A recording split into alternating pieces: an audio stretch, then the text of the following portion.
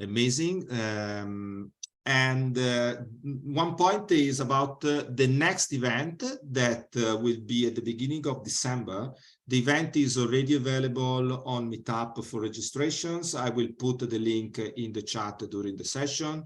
This will be the last event of this year. So feel free to join. We will have, let me say, a very challenging but really fun session with Niels. He is a great facilitator, so it will not be a common session. So I can tell you from the beginning, it will be really, really a very interesting experience. So Javier, again, thank you for sharing this topic about no meetings with our community. And up to you, the stage is yours. Okay, thank you so much. So first, let me share the screen so that you can see. Okay. Yeah, sorry, Javier, before leaving the stage, one last comment, because we agreed that if you have questions, put the questions in the chat, and at the end of the presentation, Javier will respond to everyone. So keep on mute in the meantime, put the question in the chat, and at the end, everything will be. So thank you again, Javier. Thanks to you, thanks a lot. And thank you for having me here today.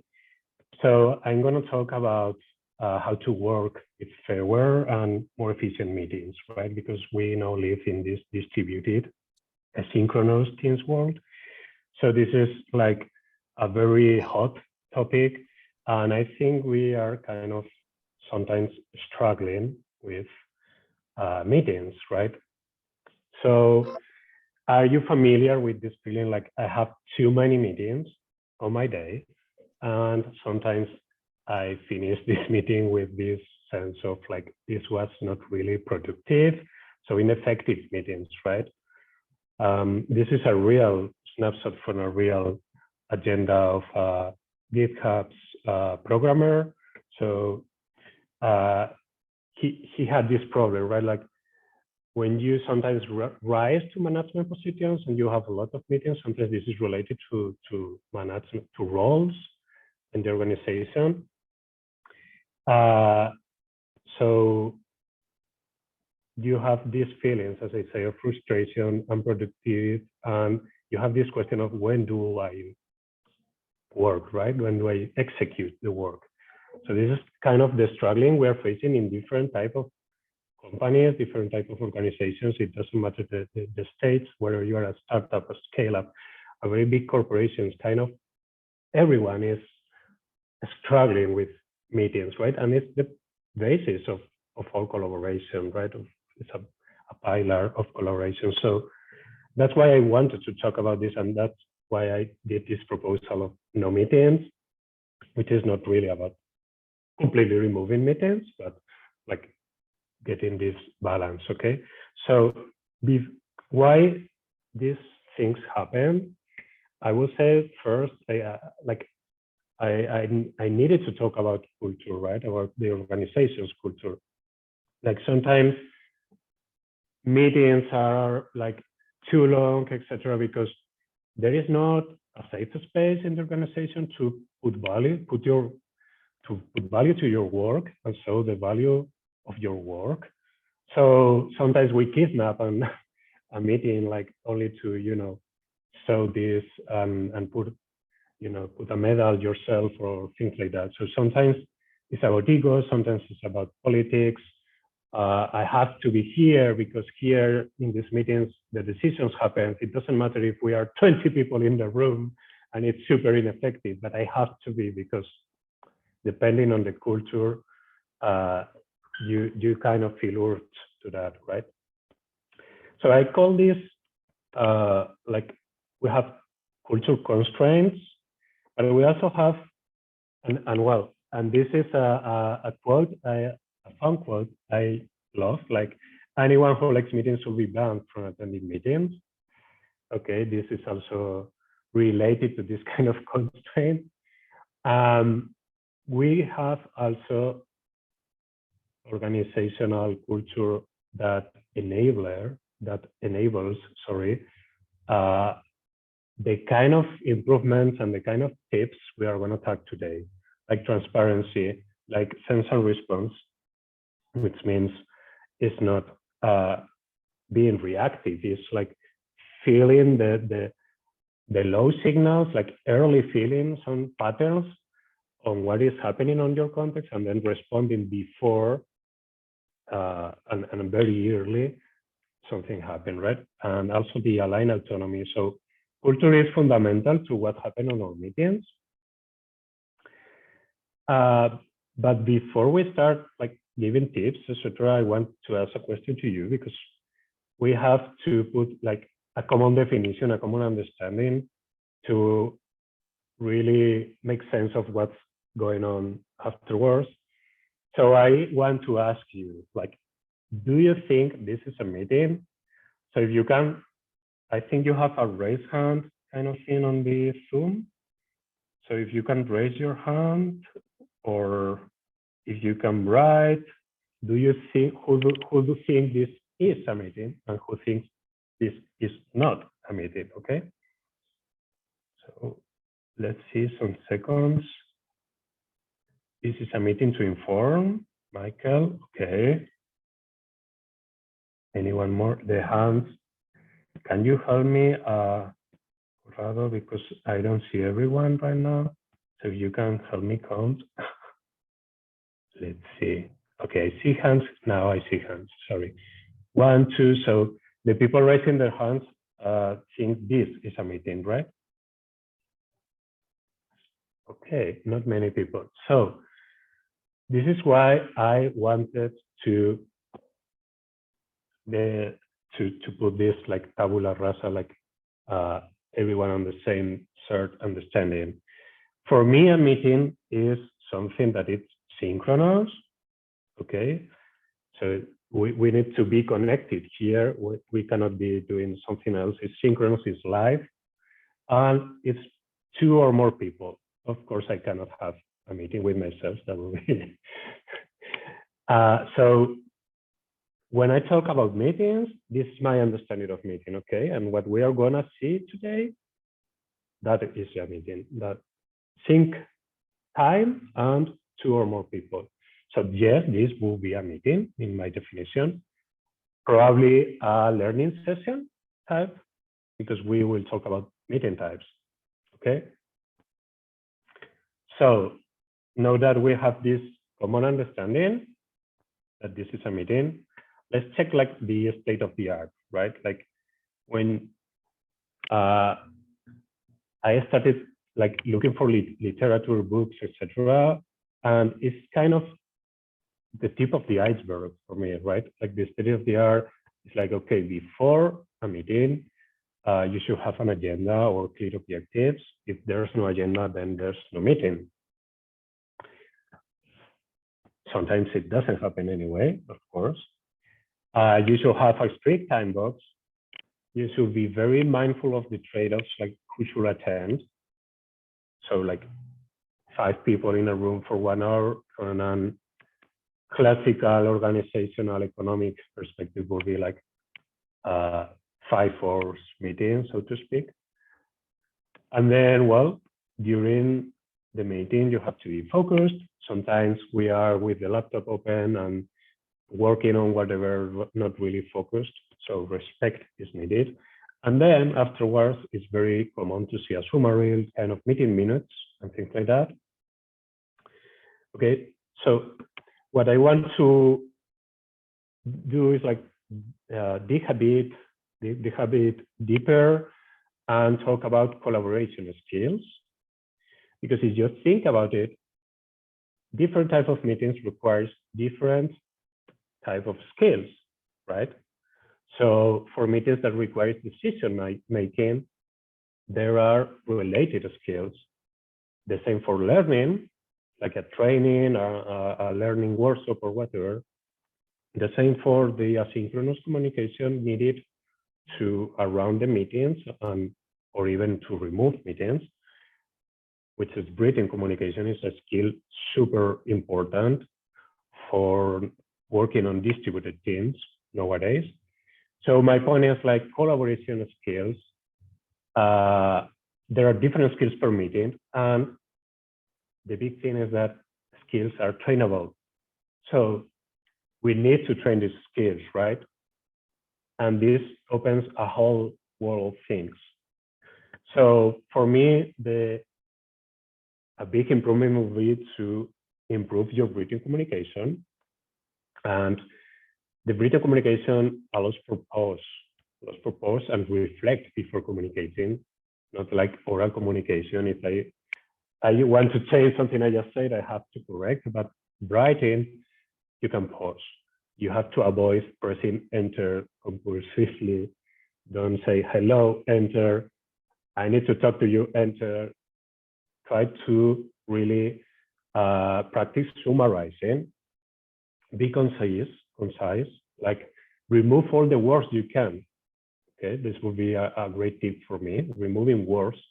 Rereading, I usually kind of have my glass of water or whatever in the table, and then before hitting enter for some important message or whatever, I always go to the kitchen and fill with water and drink, and then come back, reread, remove words, etc., and then send. So this is a superpower of written communication. And one important thing of the written communication for me is that it's more inclusive also, because it helps introverts. It helps people that usually will suffer this loudest voice effect on the room that make you, stay silent. And it doesn't completely remove this problem, but it really minimizes a lot. So I like to explain that it's more inclusive in that sense. So what can we do, to improve our written communication skills? I have a lot of resources I can send you on the meetup group later. I have a Notion page full of resources. So we have, for improving technical written communication, we have a very famous online course from Google. We have some frameworks like theories of communication, like allows you to step back and reflect on why my communication is not working, which style I'm using, shall I change it? It's kind of like metacognition, like when you observe how you learn, but with communication. So there are a lot of tricks. And on any of these skills improvements, I will always say that you should start with, I love this Japanese martial arts thing, the Suhari. I don't know if you heard about it. Suhari. I was kind of refreshing my slides with a new style, so I lost some of the styles. So I don't have the style for Suhari, but I just written you in the chat. So I always give this tip, like if you want to start improving any of the skills we are talking now, start first with a framework that will be the SHU in Suhari, which is the path to mastery in Japan in the martial arts. And then the Ha will be like, you can start deviating from the framework, innovating a bit, changing some things, okay, and while you learn by doing. And finally, the D will be like, you can finally do your own framework. So here, follow the frameworks. For instance, in decision making, there is a great framework called generative decision process from an holocracy, has their own methods, their own frameworks. So we could use that. But the tips I will give you for improving these decision making skills, the first step for me will be this, like watch out for thinking traps, for failure, for biases or for minds. So for instance, it will be like, we are on a meeting to take a decision and the recency bias makes that the most recent idea on the table from last week is the one that wins. And we have to take data and metrics and to kind of try to avoid this, or the halo effect, which would be like the best presented idea is the one that wins, right? So, but my point is, as I said, each meeting type has a skill kind of associated, an important group of skills associated, and we can improve the skills. Skills are trainable.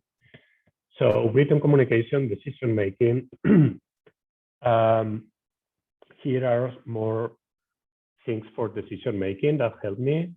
For instance, some mindsets like systems thinking that would be like not only focusing on the different boxes or different of the problem on different boxes. We have been taught to think like analyzing, very focused on a simple thing, like slicing the problem and then only analyzing one box. And system thinking is the opposite, like, okay, analyze that, but complement with the analysis of the interconnections between the parts of the system, or in my example, the box.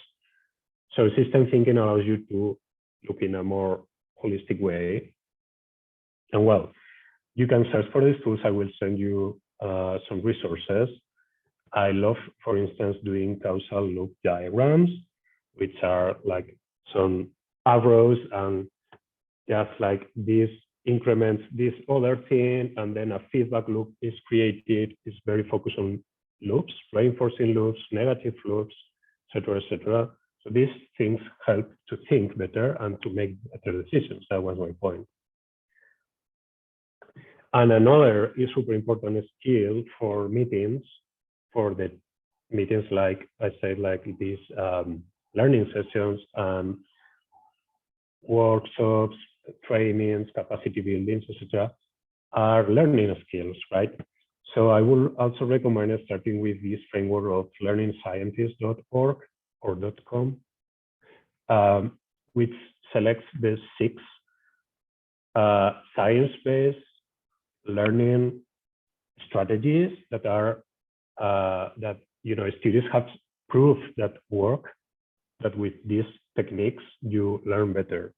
So we can also improve this from dual coding, that will be like using visual thinking, for instance, to the retrieval practice or a space practice, which is basically what Duolingo and this kind of tools are based on. And now I want to switch to the focus to another important thing, which is knowledge management. So here, there is this study that says that 26% of your day of a knowledge worker, okay, is spent retrieving information, which only 56% of the time is a success. You really find the info, which translated to a weekly term will be like we spend a day per week looking for information. And half the time we don't even find it. Okay, so this is like, wow, right? So for me, it's super important to have what I call knowledge flow. Oh, sorry, back. Which means that one meeting has to have one knowledge management artifact. You can say the meeting minutes, etc., the typical meeting minutes. And this is very important so that everyone is aligned. It's usually, haven't you suffered this thing of during the meeting, in the end, someone said, okay, are we aligned? Yes, we are aligned.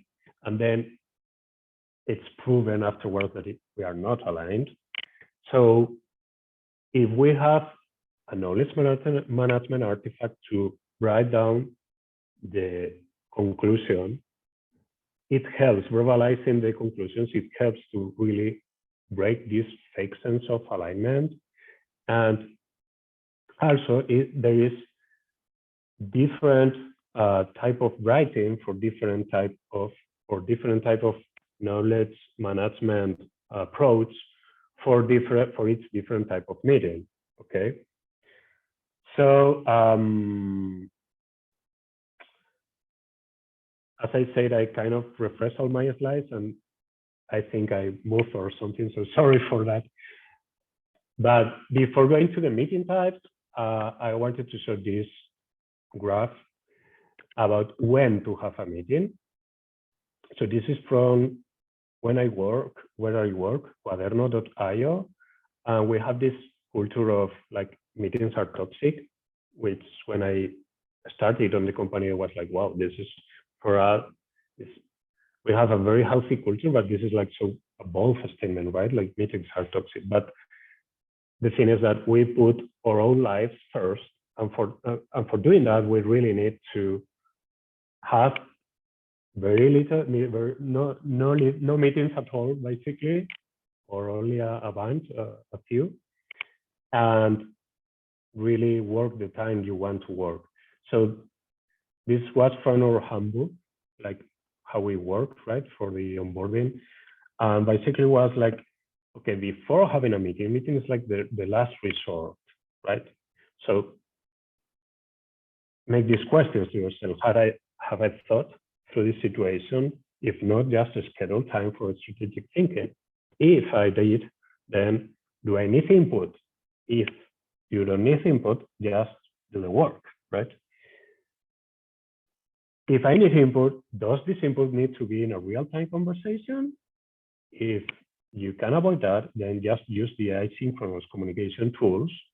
Okay, we use Basecamp for work management and Notion for knowledge management, but use whatever tool you have.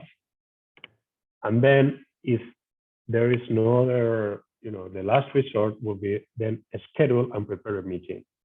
And when I say schedule, let me put this example, if I can share on a different screen, of what we call async baked, okay? Because you have to discuss in your company, like if you want to move some meetings to remove them and be completely asynchronous, or which ones do you need to keep them synchronous? For instance, I usually recommend it team bonding, socializing, team building. Just leave it synchronous, don't remove it. But then we have this mix, what we call async baked. Okay, so let me show you if I can. Do you see my different tabs? Because I have here Notion. Do you see this Notion? Someone? No. Yes, Javier, we can see the web. We can. In the web, right? Not in the app. Okay. Let me switch. Because I'm not sure if I set a window or the whole screen or. So this is a real example. Okay, but yeah, thanks. So what we do is like we send. First, all the meetings are transparent. All the meetings are public. Okay. So I can see whatever decision taken, but what marketing team, any team of the company, right?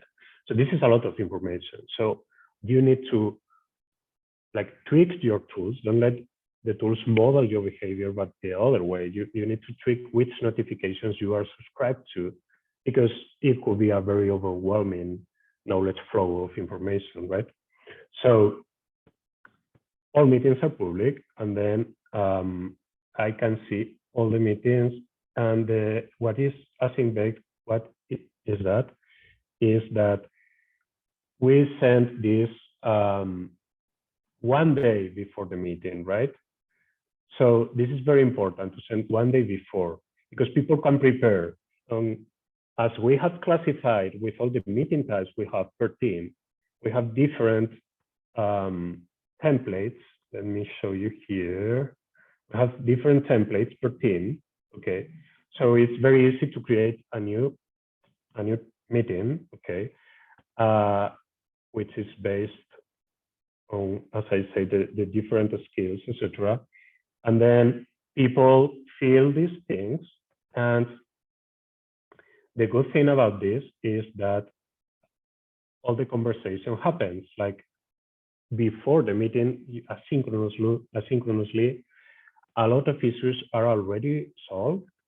So when you, sorry, I'm screen sharing. Okay, so when the meeting comes, it's not only an agenda, it's like a lot of the content that is going to be discussed is already there. Everybody can see it. And in the day before, everybody wrote there and sometimes solved issues asynchronously before, even before the meeting. So this is what I call a sync bake, to create a knowledge management artifact sent before the people who sent these meeting notes, if you want, is the one who's going to facilitate the meeting, because meetings are always facilitated, and it really fastens the meeting because you kind of go, you know, line by line. This is it. Questions, action items, whatever. We always start, for instance, status updates are always started celebrating achievements. For this space, I talked before of you have to give a space to put value to your work. Okay, so this is also a very good idea. So you have to, as I said, you have to, sorry, decide, discuss in your company which ones you want to remove and do asynchronous, and which ones you can improve with async baked, right? Another good tip is like when your problem is that meetings are too long because of side concerns, then the facilitator has this trick of the parking lot, okay, which is like, okay, we see you, we feel you, this is important, but this is not the time. So we will do an ad hoc meeting for this topic, and now we need to focus on the topics that were on the async baked document or on the agenda or whatever, right? So this also helps a lot. And now, meeting types. This is kind of my classification. This is evolving. And if you think about it, it will be, let me explain a bit, okay? So a status update will be, of course, like, you know, you sync with your team, it's many to many or one to many. Informative will be, for instance, like an all hands from the CIO or something like that. Status update will be a weekly, a daily, whatever. And then decision making and what I call figuring things out are very close, but I want to differentiate because figuring things out is more close to creativity and co-creation. So it's like ripening, making an idea more mature, evolving the idea until you really figure it out and then you can execute. And usually when you are figuring things out, you are probably making decisions even if you don't realize, but are not so explicit as a decision-making meeting. Then there are the learning meetings, like a training, capacity building, the collaborative work or co-creation. This happens a lot, for instance, designers collaborating on a Figma file live, or programmers programming in pairing by pairs. So that will be many people, 2 or more people executing work together, co-creation. Then social will be like team building, just talking about whatever, but work. For instance, we have this thing we call Fika, which is this, I think it's from Finland, which is like having coffee and pastries and just talking about anything but work, right? So that will be social. Sometimes one-on-one. So these things can, you know, be on many types, because one-on-ones could be about learning because your manager is coaching you on your career path, or could be on a status update, or could be social. How are you about this problem? So some meetings sometimes are very difficult to put only on one place, but it helps understanding when you do an inventory in your company or in your team of your meetings is super useful because you start realizing, okay, this meeting is very long because we really, for instance, we do a sprint review where we do a demo of the product. And in some company, they told me it's informative. And other people said, but it's decision making because we take decision of what's next, right? And someone from the other team of the same company said, no, but we separated that on the planning. So you shouldn't be taking decisions on the review, but on the planning. And then he said, are you learning about your own product there? Then the learning skills and the learning management of the knowledge and how you write also applies here. So you can have a lot of insights doing this inventory of your own meetings, okay?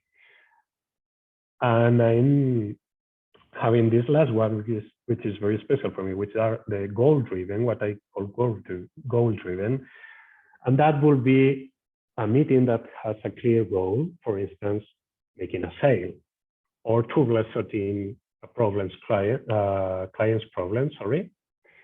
So that will be the typical support team or customer success team kind of meeting, or sales teams meeting. And it's fun because they are the only ones that really receive training on the skills needed to do well these meetings. So that's why I emphasize so much that we need to clarify what are the skills associated on this other and start training ourselves, because this is the building block of our own collaboration. And the only ones having this training is the goal-driven, like sales, support, etc. So this is an important insight for me, right? So meeting types, and then we have another meeting type for me, which is what I call the all-day meeting, which is Slack. You know, any tool of live chat, if you don't use it well, it becomes an all-day meeting, right? And the people from Basecamp 37 Signals, who wrote this book, Rework, they use this metaphor, the conveyor belt. This image is from them. And I always use this analogy with Slack, that it reminds me of Taylorism. When we work on the industrial era, we work on the conveyor belt, and we need to be kind of attached to the conveyor belt. We need to be on our seat working to really do our work. And then depending on how you use Slack on these live chat tools, Microsoft Teams, etc., it can happen the very same. We are on the knowledge era, but we need to be there, because if not, we lose on the infinite scroll, we lose decisions, we don't participate in decisions, we lose information, etc. And this is a pain. So what I would say is you really need working agreements about how to avoid that, right? How to adjust like this noise versus transparency thing, like all the knowledge from the meetings, from Slack, etc., and have working agreements like what we need to distill into the knowledge management tool. What happened in Slack is important, and to take it out from there and really move to the knowledge management tooling. Okay, so but it depends a lot of the context, but in the end is you need to discuss and have working agreements. And for me, working agreements for the live chat tools have like 3 levels. That will be company-wide, team-wide, and situational. So if you are on a crisis, for instance, your server broke and everything is not working, anything is working and everything is burning. So this is a situation. Different rules will apply on the communication and how we use the tool, the live chat tool, not the daily basis, right? And then each team can have their own idiosyncrasy, their own rules, but if each team has different rules, then it will, you know, if you have like, don't write on this manner or blah, blah, blah, and then the other people have another rule, and then when they collaborate, it will not work, right? So you need company-wide agreements. For instance, we have this discussion and we agreed that the private pings in Basecamp is like a private chat. The private chats will only be used for social things, for personal things, right? So we don't discuss work on private chats. All the work discussion is done public, and what we have to do is to tweak our notifications, tweak our tools to avoid this noise rate, okay, so that we are not overwhelmed. And this helps transparency. That's what I call it, noise versus transparency, right? So that worked for us, like, so for the private chat will be like, do you want some coffee, or how is your mother, or things like that, right? But if it's something about work, then it should be on the group. On the group, which doesn't mean that anyone on the company has a notification, as I said. So on the group, that tweak it. This is very important for me. And this will be basically it. This is like a super fast variant of my talk, which has usually had like triple a lot of more slides, and I have been removing, trying to make it really, really quick. I don't know if we are on time. Yes. Okay, good. Because with all the slides, I will still be talking. So we have some time for questions, I think. Yeah. Thank you, Javier. Well, we have some questions coming from Ander. One of them is about the possibility that you are going to share the deck in some way. The slides? Yeah, the slides. Yeah, I wanted to share kind of, you know, all the learning resources I have associated, because I have my own personal knowledge management system. So it's topic, like I have a lot of good resources and things. So if you want, I can share something that also contains the slides and sharing in the meetup group. Would that work? Yeah, or you can create a PDF, drop to me, and I can share. But however, exactly, you can put in the meetup group in the comments. Please, Ander, make your question. Okay, can you hear me? Yep. Yep. Perfect. Yes, the next question is about Scrum, the framework. We usually see implementations of Scrum on synchronous meetings, because it's one of the most famous framework, and one of the main goals of Scrum is it prescribes meetings, no? Planning, sprint review. So do you have experience, or have you seen a sync Scrum in the real world? Or because right now in my company we are using some kind of Scrum in the middle with some from external, and it seems difficult to apply. So I would like to know the real world scenario of this question. So when I explain this in companies and organizations, the first thing that comes to mind to people is like, I usually ask, in a longer version of this, I usually ask like, which meetings do you think, we do the classification, we do the inventory, and then I ask like, which meetings do you think you can move to asynchronous? And which meetings do you think will be better with the async-based approach? And usually the answer is like status updates. It's super easy to move to this kind of approaches.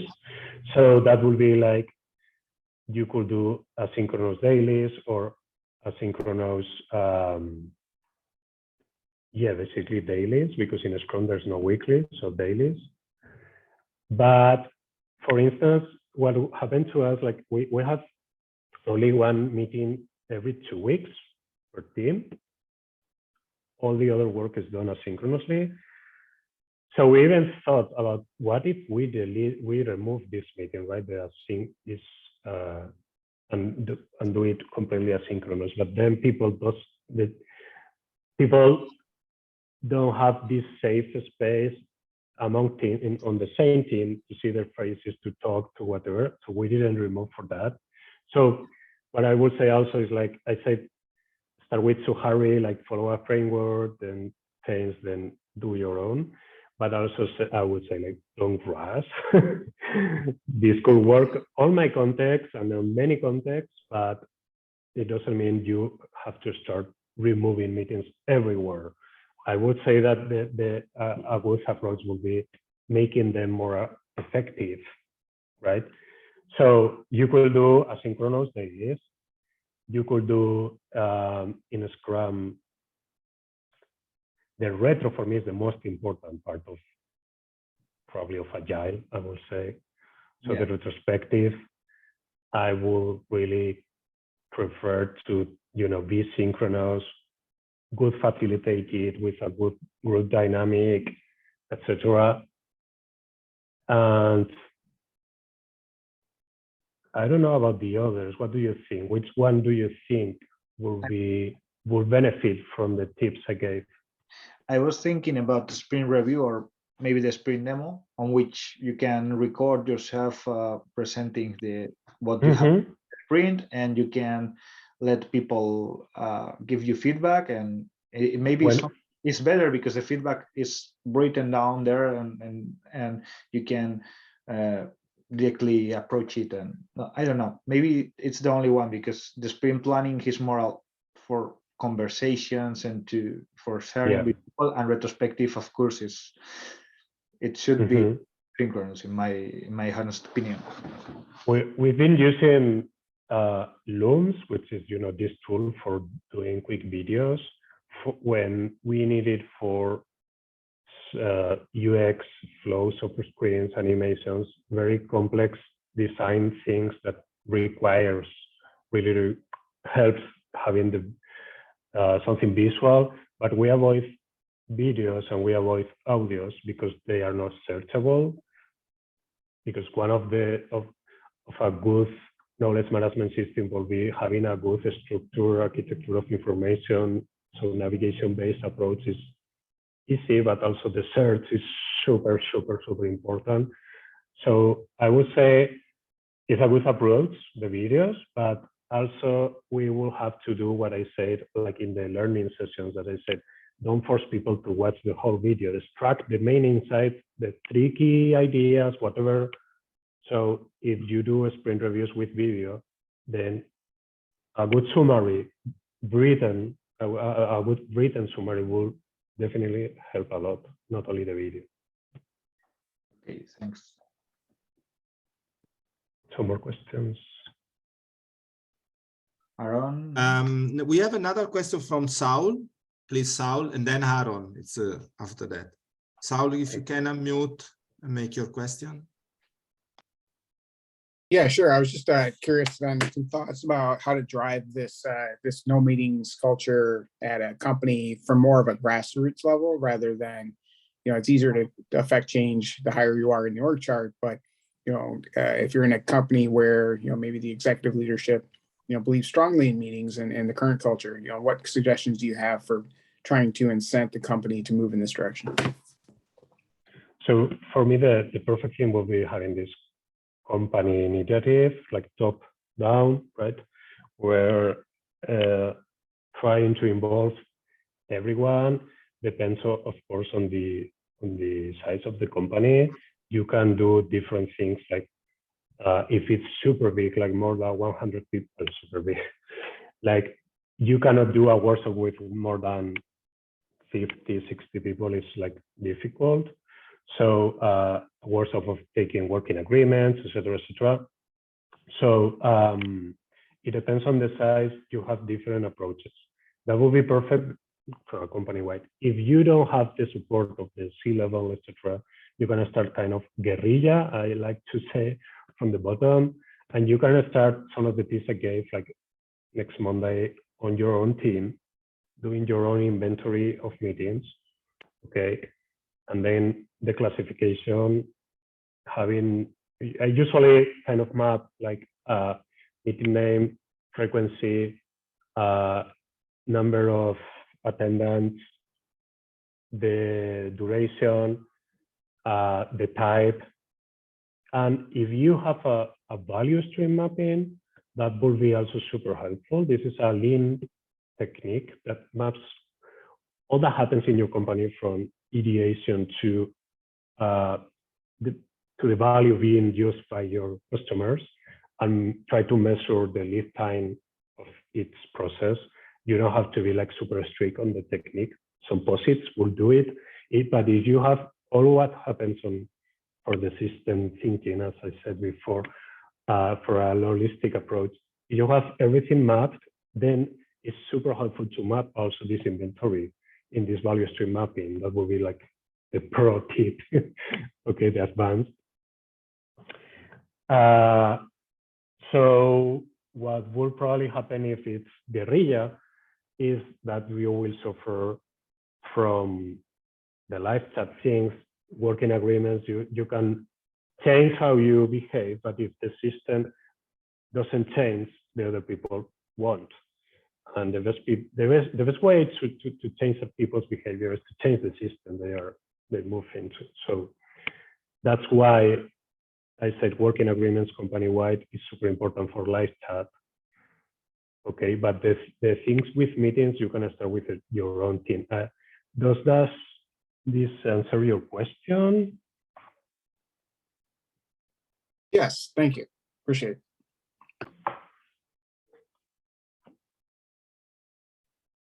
Hi, Aaron, please ask. Yes, hi.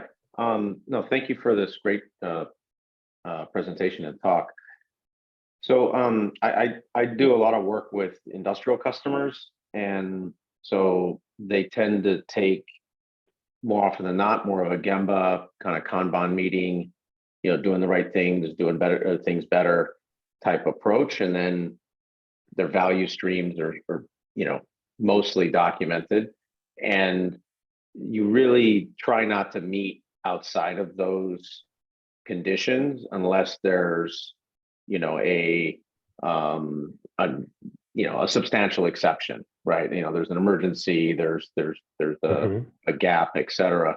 But then it flips internally, so sort of supporting them. We then have that traditional kind of, I call it like, you know, water agile, right? It's like waterfall has, you know, an agile get together and they have this monster. And the top of the organization only wants the traditional meeting centric, bring everyone together, you know, all the hell we've all lived through for decades of our lives. I think going all the way back to education as a kid. What I've been trying to do is bring more of that sort of Kanban, not agile Kanban either, but more of that industrial Kanban mindset in. And I do like your no meetings overlay, because I really do think in a lot of ways that's, minus all the cool asynchronous tech, that's really what a lot of successful industrial environments do. What I do find is that in the normal corporate world, being blunt, people are just really lazy, right? If you were working on an assembly line, like you would be thrown off the assembly line and on your first shift if you prepared and organized and, you know, et cetera, the way most people show up to meetings or show up to doing their work. So there's this operating culture I run into all the time, which is sort of like, we have to have our stuff together when we're dealing with our clients and we're dealing with their issues on their plant lines. And then when we come back to our corporate world, you know, it's what it is. And I haven't really found the models, the change, all those pieces, transformation, blah, blah, blah, digital, that, you know, deal with the fact that people don't seem to take the same accountability to being ready, because obviously there's the repercussions aren't there, right? I mean, if you showed up, if you worked at a hospital and you were dealing with anything that was, patient driven, which is like being in an industrial line, they wouldn't let you last the first shift if you acted this way, right? So, they'd throw you out of there too. So there's something about the work culture behaviors in a lot of corporate environments that people are just sort of gliding, is what I've discovered. I don't know if you see the same thing, but this is a lot of the challenge that I've really discovered. It's complicated. I had this 4 bubble on the culture slide that I removed when I was refreshing the slides, and it's because it's something I kind of made up, which I call responsible autonomy. And this is exactly what you are talking about. Like, we sometimes give a lot of autonomy, especially on the IT industry, with these tools and this kind of work. And then people have to be, autonomy alone is not enough. It has to be first aligned autonomy aligned with the strategy of the company, but then also responsibility, accountability, etc. And sometimes even meetings are used for this kind of excuse, right? Like, people that use the processes as excuse for how they work and not improving, or resistance to change or whatever. And meetings sometimes is like, what would you do if you weren't in a meeting, right? So it's complicated, yeah. And regarding on what you said before, it resonated me with this thing from Frederick Laloux, from the book Reinventing Organizations, that he kind of gave this word of caution, like you could have plan a change of culture, which is super difficult, map the new culture, change processes, change the system, change the people. And then even when you did that, in our case, in our context, change no meetings culture, etc. When you did that, if the leadership team, if the CIO, the senior leaders don't believe in that, only thought that this was only another way to be more productive, then, and when a crisis comes, an urgency, it's going to reverse. Yeah, everyone falls back. And the same for the owners. If the owners who have the money, the stock options or whatever, don't believe in it, then on a crisis, it's going to fall back to the radical control, classic management style, meeting, etc. So, not sure if I answered. No, that was wonderful. It doesn't have a correct answer. So. Yeah, no, could you put the title of the book in the chat, if you don't mind, that you were mentioning? Yeah, it's Reinventing Organization. Oh, yes, okay. By Frederick Laloux. Yep. And I want you to share also this little website I did, nomeetings.org, which is kind of super beta or alpha. But I want to share this kind of insights and things in this website. So if you want to check for future updates and things, sure, I will publish there. Yeah, maybe we can continue. Oh, sorry, Javier, please go ahead. No, I was you're going to ask if there's more questions. Okay. Or the time. No, I'm just saying that actually we have the LinkedIn group where we can continue the conversation. Actually, most of us are already asynchronously. So continue asynchronously. we can continue there. I think it's easier to use than Meetup, I have to frankly speaking. Vale. So and okay, good. I don't see any other questions in the chat. If someone want to ask something before closing, simply unmute and ask the question to Javier. Yeah, Hector here from Spain. I got. Thank you very much, Javier. I think it's quite interesting. I mean, I also hate meetings, but they are needed in some cases because we are social people. But regarding what you mentioned before with Aaron, how you can sell to C-level? Yeah.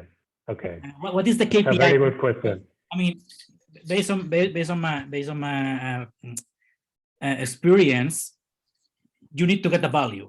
So C-level will care if they understand that people work more hours doing the stuff that they need to do, no matter the role, rather than chatting between them, you know?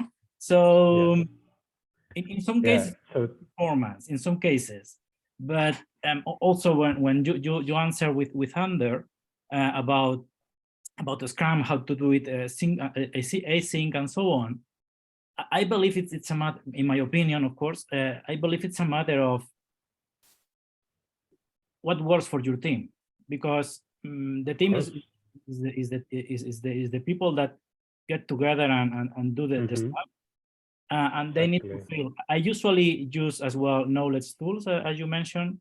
In that case, we use Confluence and so on, but in order to track what we are doing, and of course the status updates are a pain in the ass, we all know that, but I usually, I'm a project manager, technical project manager, and I usually do them offline, so async mode, and then we just spend 5-10 minutes just to be all aligned and discuss hot topics, and that's all. But the status is there, it's important, we are on track, there is no risk, and so on, and just spend the value time. So back to the KPI, can you share with us what is the KPI you used to use? I don't need, like, I know for previous experiences that if you want to sell like something like that, right? Like no meetings initiative, like I want people to do this thing, classify their meetings, etc. I kind of give all my secrets, so to speak, for free. But if someone wants to do the workshops with me, then how I explain to business the money they are saving, right? That is kind of your question. So I've been thinking about that a lot because, as I said in previous experiences, that I was trying to kind of improve the learning of the software engineering value flow. Kind of the C-level didn't understood, so it was very difficult to sell because I didn't have this KPI, this metric. So what I'm doing now is that usually before starting this initiative, we send some forms, online forms, to gather some insights, right? Which will be KPIs for people department. So they can check like 6 months later, the different insights. So I don't have yet the best KPI, the best answer, but things I look for are, for instance, feelings. Sometimes it's very quantitative, like how people feel among when doing some meetings, and how people feel 6 months later. Okay, and what I want to achieve is like more metrics of before we had, I don't know, 100 hours of meetings of project managers, and now we have half. So that in the mindset of a C-level would be like super easy to digest and say, okay, we saved a lot of money, right? So for me, that's why in the inventory, I always try to have this number of frequency, duration, current duration, and then we can map after all the changes in the no-meeting initiative. You can map again also. So you have feelings, quantitative, you have the timings, etc. But I'm open to improvement. It's in data. So if you have ideas, please share. Happiness and perception is quite a very good metric with the team, but hard to solve in some cases. But it's key. It's key because if the team is happy, they are performing better. That's for sure. Yeah, thank you. So I think it's time to go. It's past 8. Thank you so much, everyone, for attending. Thank you so much, Corrado, for inviting me. No, thank you for sharing this. Really interesting, a completely new approach. So I really love it. Again, give me a few days and you will find the video in our YouTube channel. However, we can continue the conversation in LinkedIn, and Javier is going to share the slides. So great. Thank you, everyone. Again, if you want to present something, please keep in touch with me, and have a great evening. Thank you, Javier. Thank you, Prada. Thank you, guys. Thank you. Thanks to you. Bye. Cheers.